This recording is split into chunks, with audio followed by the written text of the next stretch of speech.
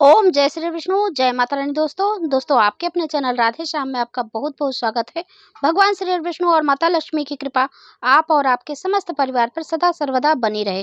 दोस्तों पुत्रदा एकादशी, जिसे हम वैकुंठ एकादशी भी कहते हैं, यह एकादशी भगवान विष्णु को समर्पित है तथा यह व्रत करने से मनुष्य को समस्त पापों से मुक्ति मिलती है। इतना ही नहीं, यह एकादशी जीवन के समस्त सुखों को देने वाली तथा अपने नाम के अनुसार वैकुंठ दिलाने वाली एकादशी है। तो इस एकादशी का बहुत ही महत्व है। बहुत सी महिलाएं पुत्र की कामना से यह एकादशी का व्रत रखती हैं और बहुत ही श्रद्धा भक्ति से पूजन करती हैं भगवान श्री विष्णु को प्रसन्न करने हेतु, अपने मनोकामना पूर्ण करने हेतु। तो दोस्तों, यह एकादशी कब पड़ रही है और यह एकादशी का तिथि कब प्रारंभ हो रहा है, कब समाप्त हो रहा है, पूजा और पारण का शुभ मुहूर्त क्या है और यह एकादशी हम उठा सकते हैं या नहीं पौष के महीने में, यानी हम पहली बार व्रत उठा सकते हैं, पहली बार व्रत रख सकते हैं या नहीं। तो दोस्तों, इस तरह की बहुत सारी जानकारी है जो इस वीडियो में आपको मिलने वाली है।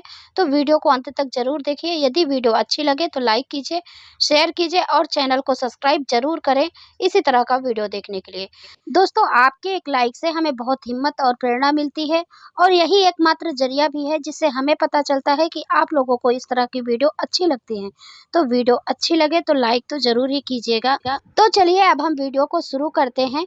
तो नव वर्ष 2025 के आगमन के साथ ही हिंदू धर्म में सबसे खास मानी गई वैकुंठ एकादशी नए साल के पहले महीने में पड़ रही है। हिंदू कैलेंडर के अनुसार वर्ष 2025 में 10 जनवरी दिन शुक्रवार को यह एकादशी मनाई जा रही है। यह व्रत पौष पुत्रदा एकादशी के नाम से भी जानी जाती है। तो धार्मिक मान्यता के अनुसार इस एकादशी के दिन भगवान श्री हरि विष्णु को खीर, फल, मेवा, दूध, मखाना तथा नारियल की बर्फी आदि चीजों का भोग लगाया जाता है। बता दें कि एकादशी के भोग में तुलसी पत्र जरूर रखें, क्योंकि इस संबंध में कहा जाता है कि बिना तुलसी के श्री हरि नारायण का पूजा या भोग पूर्ण नहीं होता। यह एकादशी भगवान विष्णु को समर्पित है तथा यह व्रत करने से मनुष्य को समस्त पापों से मुक्ति मिलती है। इतना ही नहीं, यह एकादशी जीवन के समस्त सुखों को देने वाली तथा वैकुंठ दिलाने वाली एकादशी है। और जैसे कि इस एकादशी को और भी नामों से जाना जाता है, स्वर्ग वथिल एकादशी भी इसे कहते हैं, मुकोटी एकादशी कहते हैं। इस संबंध में यह मान्यता है कि इस दिन वैकुंठ यानी जो भगवान श्री विष्णु का निवास स्थान है उसका द्वार खुला होता है और जो भक्त इस दिन एकादशी का व्रत रखकर श्री हरि की भक्ति करते हैं उनको स्वर्ग की प्राप्ति होती है तथा जन्म मरण के चक्र से मुक्ति मिलती है और वैकुंठ प्राप्त होता है। तो अब चलिए हम जान लेते हैं एकादशी तिथि कब प्रारंभ होगी, कब समाप्त होगी। तो एकादशी तिथि प्रारंभ होगी 9 जनवरी 2025 दिन गुरुवार 12:22 से दोपहर को और एकादशी तिथि समाप्त होगी 10 जनवरी 2025 दिन शुक्रवार सुबह 10:19 पर। तो उदया तिथि के अनुसार वैकुंठ एकादशी का व्रत रखा जाएगा 10 जनवरी 2025 को और दिन रहेगा शुक्रवार।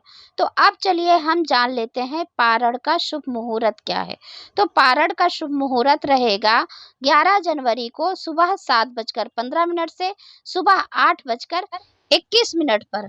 तो अब चलिए हम जान लेते हैं कि नया व्रत हम रख सकते हैं या नहीं।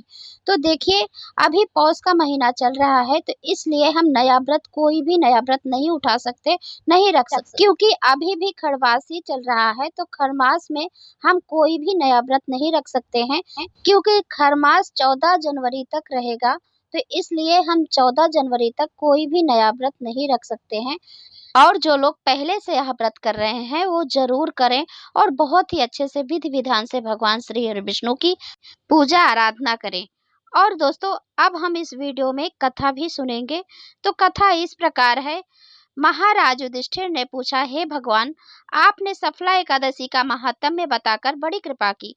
आप कृपा करके यह बतलाइए कि पौष शुक्ल एकादशी का क्या नाम है, उसकी विधि क्या है और उसमें कौन से देवता का पूजन किया जाता है। भक्त वत्सल भगवान श्री कृष्ण बोले, हे राजन, इस एकादशी का नाम पुत्रदा एकादशी है।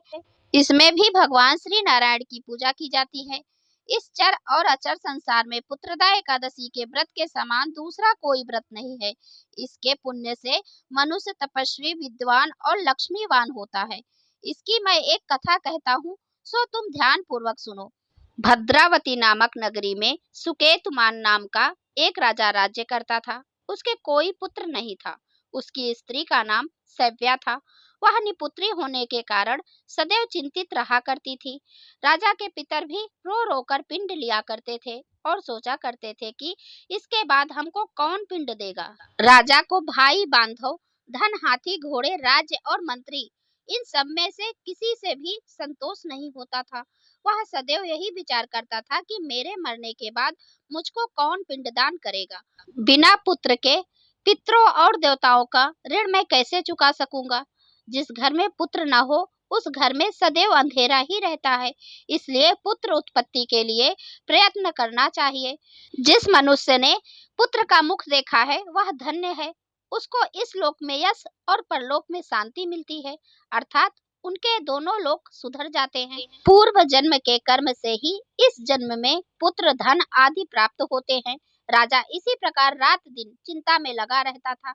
एक समय तो राजा ने अपने शरीर को त्याग देने का निश्चय किया, परंतु आत्मघात को महान पाप समझकर उसने ऐसा नहीं किया। एक दिन राजा ऐसा ही विचार करता हुआ अपने घोड़े पर चढ़कर वन को चल दिया तथा पक्षियों और वृक्षों को देखने लगा। उसने देखा कि वन में मृग, बाघ, सुअर, सिंह, बंदर, सर्प आदि सब भ्रमण कर रहे हैं। हाथी अपने बच्चों और हथनियों के बीच में घूम रहा है। इस वन में कहीं तो गीदड़ अपने कर्कश स्वर में बोल रहे हैं, कहीं उल्लू ध्वनि कर रहे हैं। वन के दृश्यों को देखकर राजा सोच विचार में लग गया। इसी प्रकार आधा दिन बीत गया। वह सोचने लगा कि मैंने कई यज्ञ किए, ब्राह्मणों को स्वादिष्ट भोजन से तृप्त किया, फिर भी मुझको दुख प्राप्त हुआ है, क्यों? राजा प्यास के मारे अत्यंत दुखी हो गया और पानी की तलाश में इधर उधर फिरने लगा। थोड़ी दूरी पर राजा ने एक सरोवर देखा। उस सरोवर में कमल खिले थे तथा सारस, हंस, मगरमच्छ आदि विहार कर रहे थे। उस सरोवर के चारों तरफ मुनियों के आश्रम बने हुए थे। उसी समय राजा के दाहिने अंग फड़कने लगे। राजा शुभ सगुन समझकर घोड़े से उतरकर मुनियों को दंडवत प्रणाम करके बैठ गया। राजा को देखकर मुनियों ने कहा, हे राजन, हम तुमसे अत्यंत प्रसन्न हैं। तुम्हारी क्या इच्छा है सो कहो। राजा ने पूछा, महाराज, आप कौन हैं और किस लिए यहाँ आए हैं, कृपा करके बतलाइए। मुनि कहने लगे कि हे राजन, आज संतान देने वाली पुत्रदा एकादशी है। हम लोग विश्वदेव हैं और इस सरोवर में स्नान करने के लिए आए हैं। यह सुनकर राजा कहने लगा कि महाराज, मेरे भी कोई संतान नहीं है। यदि आप मुझ पर प्रसन्न हैं तो एक पुत्र का वरदान दीजिए। मुनि बोले, हे राजन, आज पुत्रदा एकादशी है, आप अवश्य ही इसका व्रत करें। भगवान की कृपा से अवश्य ही आपके घर में पुत्र होगा। मुनि के वचनों को सुनकर राजा ने उसी दिन एकादशी का व्रत किया और द्वादशी को उसका पारण किया। इसके पश्चात मुनियों को प्रणाम करके महल में वापस आ गया। कुछ समय बीतने के बाद रानी ने गर्भ धारण किया और 9 महीने के पश्चात उनके एक पुत्र हुआ। वह राजकुमार अत्यंत सूरवीर, यशस्वी और प्रजापालक हुआ। श्री कृष्ण बोले, हे राजन, पुत्र की प्राप्ति के लिए पुत्रदा एकादशी का व्रत करना चाहिए। जो मनुष्य इस महात्म्य को पढ़ता है या सुनता है उसे अंत में स्वर्ग की प्राप्ति होती है। तो एक बार प्रेम से बोलिए, भगवान श्री हरि विष्णु की जय, माता लक्ष्मी की जय। तो दोस्तों, पूजा पारण का शुभ मुहूर्त के साथ ही हमने कथा भी आपको सुना दिया है।